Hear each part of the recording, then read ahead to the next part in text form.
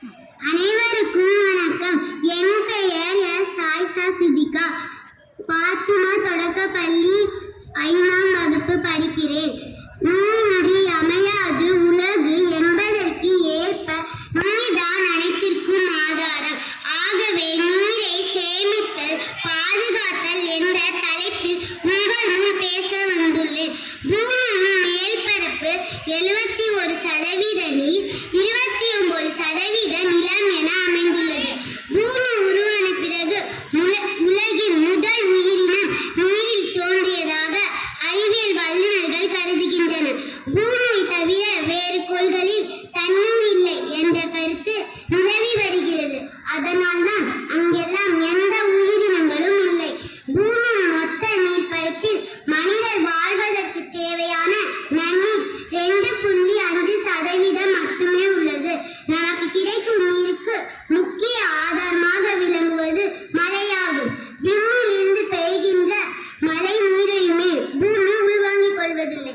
பெருக்கெடுத்து ஓடும் மழை நீர் ஆறு, ஏரி, குளம் போன்ற நீர்நிலைகளில் தேங்கி நின்று நமக்கு பல வழிகளிலும் பயன்படுகிறது. இவ்வாறு கிடைக்கும் நீரானது நமது அன்றாட தேவைகளுக்கும், விவசாயம் செய்வதற்கும், விலங்குகளுக்கும், தாவரங்களுக்கும், தொழிற்சாலைகளுக்கும் மற்றும் மின்சாரம் தயாரிப்பதற்கும் என பல்வேறு வகைகளிலும் பயன்படுகின்றது. இவ்வாறு எண்ணடங்கா பயனை தருகின்ற நீரை கொடுப்பது மழை. இது இயற்கை நமக்கு தரும் மாபெரும் கொடையாகும். ஒவ்வொரு துளி நீரையும் சரியான முறையில் பயன்படுத்துவதும், ஒவ்வொரு துளி மழை நீரையும் வீணாக்காமல் சேமிப்பதும் அவசியம்.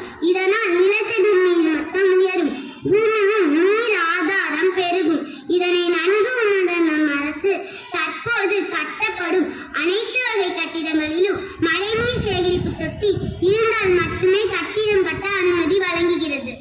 ஆகவே நீரின் தேவை அவசியம் என்பதால் நீரை சிக்கனமாக பயன்படுத்துவது நமது ஒவ்வொருவரின் கடமையாகும்.